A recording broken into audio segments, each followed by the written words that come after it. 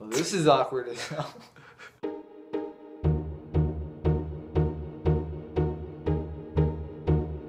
Welcome to 2 a.m. Sports. I'm Alexander Meek, And I'm Matt Carr.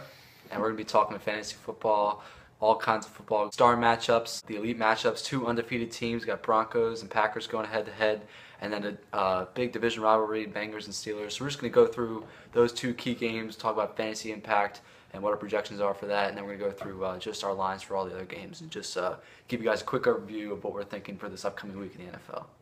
So with the Bengals and Steelers, we got the Bengals traveling to Pittsburgh this week, and the Bengals are just dominating on offense this year. Steelers, I don't think are going to be able to stop them. The only thing the Steelers have over them is rushing yards per game, so the Bengals dominate everything else, and the Steelers' defense isn't that great either. But with Big Ben coming back, I feel like Ben, Brown, Bell are all going to have huge games this week, so I actually have the Steelers winning that game minus 2.5. I think it really depends on the effectiveness of the running backs to draw in the defense and give A.J. Green room to work, Andy Dalton room to work. If this is going to turn into a shootout, the Cincinnati Bengals need to be able to throw the ball, and if the Steelers are going to be able to focus all the defensive attention on A.J. Green, then you can kind of expect low totals for him, assuming the running game doesn't work. I say the Bengals get the running game working, this is going to be a lot closer game than you might think. And also, Bengals coming in at 6-0 and the Steelers at 4-3 might make you first Bengals think shouldn't be 6-0. Bengals should be 6-0 and the Steelers should not be 4-3 because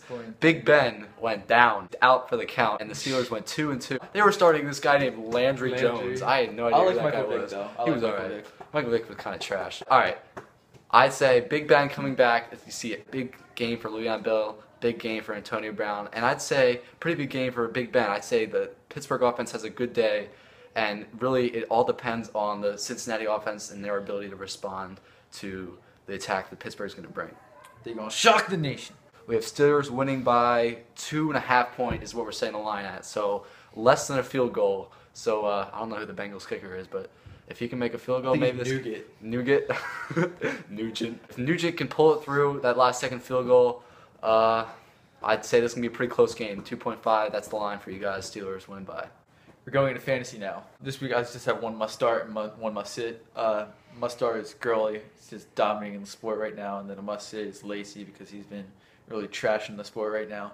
He's not really getting anything. And with the Broncos defense the way it is right now, I think he gets shut down this week. All right, my must start is going to be Julio Jones. Now, that's a pretty obvious name, but he has not been doing that great. But he did get a pretty decent amount of points last week. Let's see what his totals were. 9 catches for 92 yards and a touchdown, which in our league is 24 points. Now, I project Julio Jones to just go off this week. He's playing Tampa Bay, and Tampa Bay has the 28th ranked defense against wide receivers and fantasy-wise. And so I'd say Devonta Freeman is going to get a lot of attention. He's no secret anymore, and Julio Jones is going to go off, which is going to be great because I got him on my team.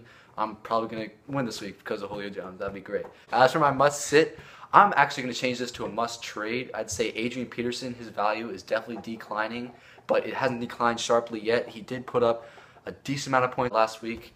He was 97 rushing yards, so that's 3 yards from 100, and lots of leagues have bonuses for going over 100 yards. So many owners are thinking, oh, he's just waiting to break out, but that was including a 75-yard run. So I'd say Adrian Peterson, you want to trade high right now, see if you can get some value for him.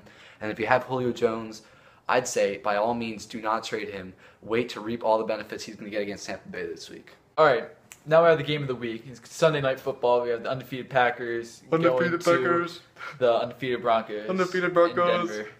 And this matchup probably shouldn't be undefeated either. Neither of them actually should. Last week, both of them. Or last week they had a bye. Yeah, the week before that, they had really close games. But I feel like it's just basically going to be the Packers offense against the Broncos defense. I feel like that's going to be the major matchup, not the other way around. A lot of people want to make this Peyton versus Rodgers, but I think, yeah, honestly, it's going to be Rodgers versus the defense, and Peyton's just going to have to try to keep pace with whatever his defense can do for him. I feel like another receiver this week who needs to go off is Cobb. Randall Cobb. Let me talk about Randall Cobb. Fantasy impact. All right. Week 3 is the last time Randall Cobb scored double-digit fantasy points. 3 touchdowns. 3 touchdowns. He has not scored a touchdown in the 3 weeks since that. We've seen Aaron Rodgers' passing totals go down every single week. Week 3, when Randall Cobb had 12 targets, he had 7 catches on 12 targets for 91 yards and 3 touchdowns.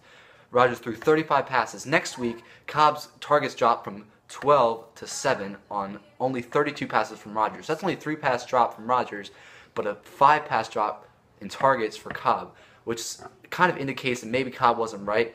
And then his targets has continued to drop every single week. It went from 12 to 7 to then 6 in week 5 and 5 in week 6.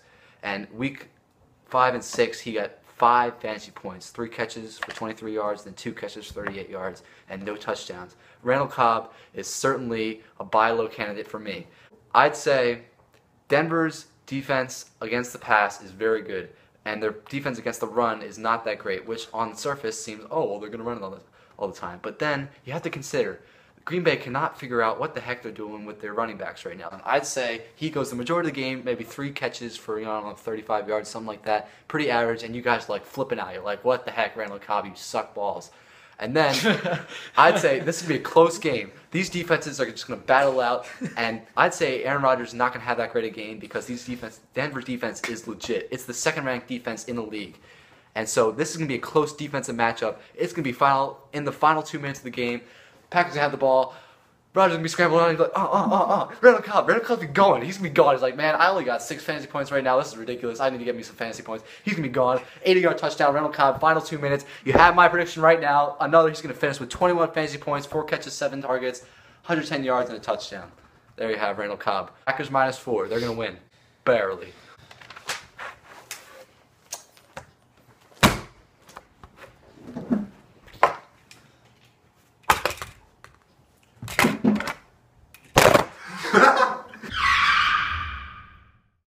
Now we have the rest of the games this week.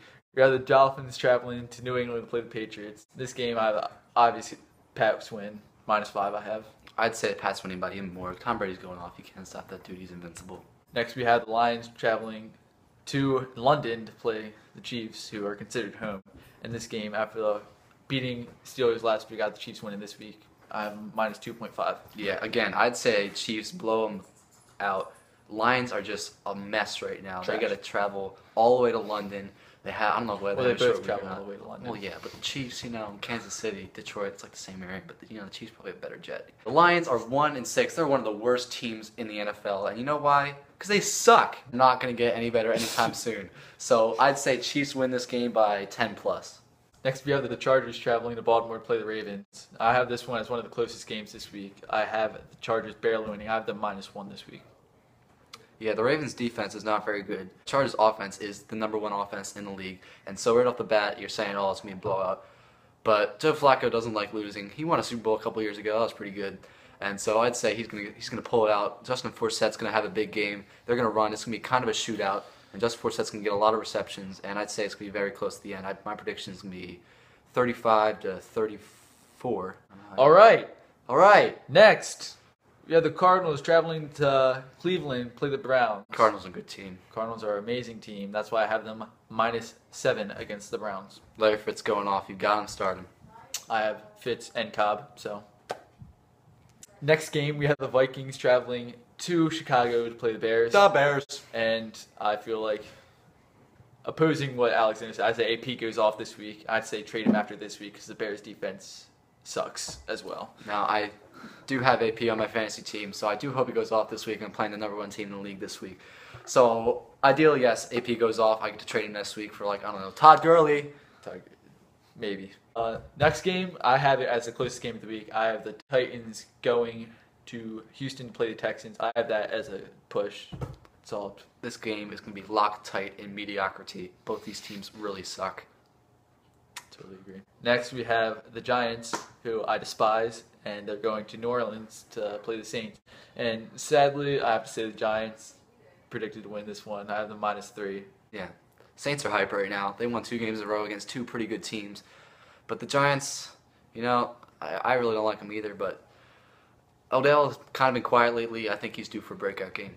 Next, we have the division rivals. We have the 49ers going to St. Louis to face the Rams. And again, I feel like Gurley's going to go off, so I have the Rams winning. I have them -1.5. Yeah, I'd say even 1.5 is a little low. I think Gurley is going to have a monster game, and 49ers just going to keep going off that cliff. They're already off. They're falling. They're done. They're gone. We have another division rival game. We have the Bucks going to Atlanta to face the Falcons. Julio Jones. Yeah, Julio and Freeman, they're just going They're to done. eat at They're that defense. screwed. So I have them. Tampa Bay's done. I If you're a have- Tampa Bay fan, I'm sorry, you suck. I have Falcons -5, but realistically, it's probably going to be a bigger blowout than that. Yeah, 5 times 7, like 35 points. They're winning by 35. My prediction would be like 42-7 or something like that. Falcons defense is legit. Next, we have the Jets going to Oakland to play the Raiders. I feel like this one's going to be another close game. Brandon Carr and Amari Cooper, they finally found their duo, doing real nice. But I have the Jets winning because they came really close to actually beating the Patriots, who I think are the best team in the league this year. I have the Jets -3 in this game. Derek Carr's a developing quarterback. He's certainly looking better this year. But Jets defense, they just let off those that late-minute touchdown to Tom Brady. They're going to come in pissed. And I think Derek Carr, they're just going to overwhelm him. I predict he throws at least 3 interceptions this game. Next, we have what should be probably would have been the game of the week at the beginning of the year. We had the Seahawks going to Dallas to play the Cowboys, and this game's again going to seem really mediocre. I have the Seahawks winning. I have the -6 because Cowboys without Romo or Des Bryant absolutely suck, and I'm totally okay with that. Yeah, Seahawks are kind of going on a high. They finally look like themselves. They said they looked like themselves. They felt comfortable against the 49ers last Thursday. Dez is probable in this game. He might come back this week. ESPN has been projected about 14 points, which I'd say is a little high. I'd say whoever their quarterback is, I couldn't even tell you, which is a great thing to be able to say about the Cowboys. I don't like them. I'd say they're trying to foist the ball to Dez, and Sherman might decide, I don't know, finally play some defense this year. I think Dez re-aggravates his injury. They get whoever the quarterback is gets intercepted 3 times, and Seahawks blow him out, which would be great. Oh yeah, Marshawn probably gonna have a good game. I'd say Seahawks go up early, and then Marshawn's able to romp. And he's just saying that because he's on his fantasy team. He's on my fantasy team. Monday night, we have the Colts traveling to Carolina to play the Panthers after the Panthers just beat our Philadelphia Eagles. I feel like the Panthers are pretty hype right now, and Cam Newton is just going off. So I have them -2.5. Panthers are legit. Yep. Is that about it? That about Goodbye. wraps it up. Teams on bye this week are the Eagles, Redskins, Jags, and Bills. All trash teams. And make Even sure you the watch Eagles. the World Series. Freaking Eagles. Oh my gosh. Watch the World Fly, Series. Eagles fly.